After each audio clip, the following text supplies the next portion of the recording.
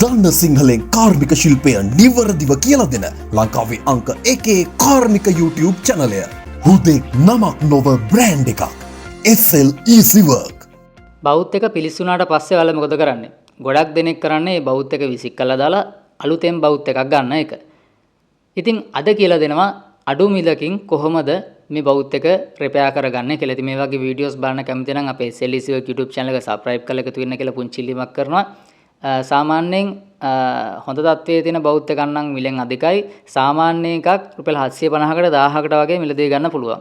ඉතින් මේකේ එලිමන්ට් එක පිච්චුණාට පස්සේ ඔයාලට අලුත් එකක් මිලදී ගන්න ගියොත් රුපියල් 1000ක් අපතේ යමක් සිද්ධ වෙනවා. ඉතින් අද වීඩියෝ එකෙන් කියලා දෙන රුපියල් 150ක් 200ක් වගේ මුදලක් පාවිච්චි කරලා මේ පරණ බෞත් එකම රිපෙයාර් කරගන්නේ කොහොමද කියලා. ඉතින් මේ විදිහට ඔයාලට බෞත් එකේ හැන්ඩල් එකේ ප්ලාස්ටික් කවර් එක අයින් කරගන්න පුළුවන්. අයින් කරගත්තට පස්සේ මෙතන විදුලිය සම්බන්ධ කරන වයර් එක සහ මේ බෞත් එක ඇතුලේ තියෙන කොයිල් එක සම්බන්ධ කරලා තියෙන වයර් ජොයින්ට් එක මේ විදිහට බලා ගන්න පුළුවන්. ඉතින් අපි මේ හදන්නේ පරණ බෞත් එකම කොයිල් එක පිච්චිලා තියෙන බෞත් එකම රිපෙයාර් කරගන්න. ඊට පස්සේ ඔයාලට බලා ගන්න පුළුවන් මේ බිට් එක සම්බන්ධ වෙලා තියෙන තැන ස්ක්‍රූ ඇන දෙකක් තියෙනවා.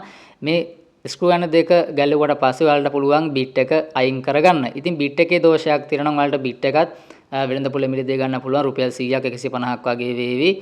සෙරමික් බිට් එක පාවිච්චි කරන්න පුළුවන් නම් ගොඩක් හොඳයි. ඉතින් සාමාන්‍යයෙන් බෞද්ධය පාවිච්චි කරනකොට ප්‍රධාන වශයෙන් සැලකිලිමත් වෙන්න ඕන කරුණු 8ක් මම ඊට කලින් වීඩියෝ එකකින් ඔයාලට අරගෙන ආවා. බෞද්ධයෙන් පාස් වෙනවා නම් ඒ කරුණු 8 දැනගෙන ඉන්නවා නම් ඔයාලට ඉතාමත්ම හොඳයි කියලා මම යෝජනා කරනවා. මේ වීඩියෝ එකත් බලන්න. පහත ඩිස්ක්‍රිප්ෂන් එකේ link එක දාලා තියෙනවා. ඉතින් ස්ක්‍රූ ඇන දෙක ගලවලා සෙරමික් බිට් එක අයින් කරගත්තා. දැන් හදන්නේ මේ කොයිල් එක මේ බෞත් එකෙන් අයින් කරගන්න. ඉතින් මේ විදිහට ඔයාලට කොයිල් එක එහෙම නැත්නම් මේ බෞත් එක ඇතුලේ තියෙන එලිමන්ට් එක මේ විදිහට අයින් කරගන්න පුළුවන්. ඔයාලට බලන්න මේ එලිමන්ට් එක කොහොමද නිර්මාණය කරලා තියෙන්නේ කියලා.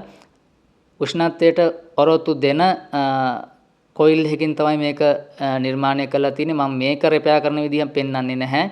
මොකද මට අදහස් තිබුණේ මේ බෞත් එක කැඩුනොත් රිපෙයාර් කරගන්න පුළුවන් නැවත එලිමන්ට්ස් වෙළඳ පොලේ මිලදී ගන්න තියෙනවා. උදාහරණයක් විදිහට ඔයාගේ බෞත් එක වොට් 41ක් නම් 61ක් නම් වොට් 100ක් නම් ඒ හැම වොට් ප්‍රමාණයකින්ම ඔයාලට වෙළඳ පොලෙන් මෙන්න මේ විදිහේ එලිමන්ට් එහෙම නැත්නම් කොයිල් මිලදී ගැනීමේ හැකියාවක් තියෙනවා. තමන්ගේ බෞත් එකට ගැළපෙන වොට් ප්‍රමාණයෙන් තියෙන එලිමන්ට් එක ඔයාලා මිලදී ගන්න. රුපියල් 150ක් 200ක් වගේ මුදලක් වේවි.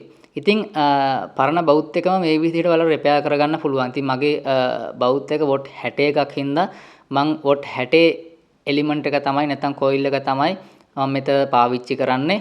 මේක ඔයාලට කලින් පරණ කොයිල් එක තිබ්බ විදිහටම වයර් ජොයින්ට් එක දාගන්න කිසිම ගැටලුවක් නැහැ. කාර්මික දැනුමක් නැති කෙනෙක්ට පවා මේක ඉතාමත්ම පහසුවෙන් කරගන්න පුළුවන්. ඉතින් රුපියල් 1000ක් 750ක් වගේ වෙන බෞද්ධයක් රුපියල් 200ක් වගේ මුදලකට මේ විදිහට රිපෙයාර් කරගන්න පුළුවන්. හරිම සරල ආකාරයෙන්.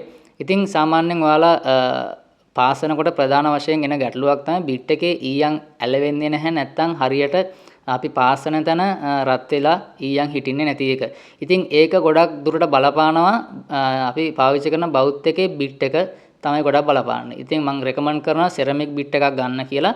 සහ ඔයාලා සෑම බ්‍රේසින් එකකින්ම නැත්නම් පෑස්සීමේ කටයුතු කරන දෙයි ඔයාලට පුළුවන් මේ තුඩ පිරිසිදු කරන්න සීරියම් එකකින් තොරව ස්පොන්ජ් කෑල්ලකට වතුර ටිකක් අරගෙන ඒකේ හිමීට පිරිමදිනවා නම් බිට් එක ගොඩාක් කාලයක් ඔයාලට පාවිච්චි කරන්න පුළුවන්. ඉතින් මේ විදිහට නැවත අලුත් එලිමන්ට් එක අපි ඉන්ස්ටෝල් කරගන්න. ඉන්ස්ටෝල් කරගත්තට පස්සේ ඔයාලට පෙර පරිදිම මේ බෞත් එක පාවිච්චි කරන්න පුළුවන්. ඉතින් මම හිතනවා වීඩියෝ වල මට අවබෝධයක් ආවා කියලා. වීඩියෝ එක හොඳයි නම් වීඩියෝ එකට ලයික් කරන්න. තවත් යාළුවෝ බලන්න මේ වීඩියෝ එක ෂෙයා කරන්න කියලා පුංචි ඉල්ලීමක් කරනවා. channel එක subscribe කරන කෙනෙක් වෙන channel එක subscribe කරලා එකතු වෙන්න. ඊළඟ වීඩියෝ එකෙන් හම්බෙන්න තුරු ඔයාලා සියලුම දෙනාට සුබ දවසක්.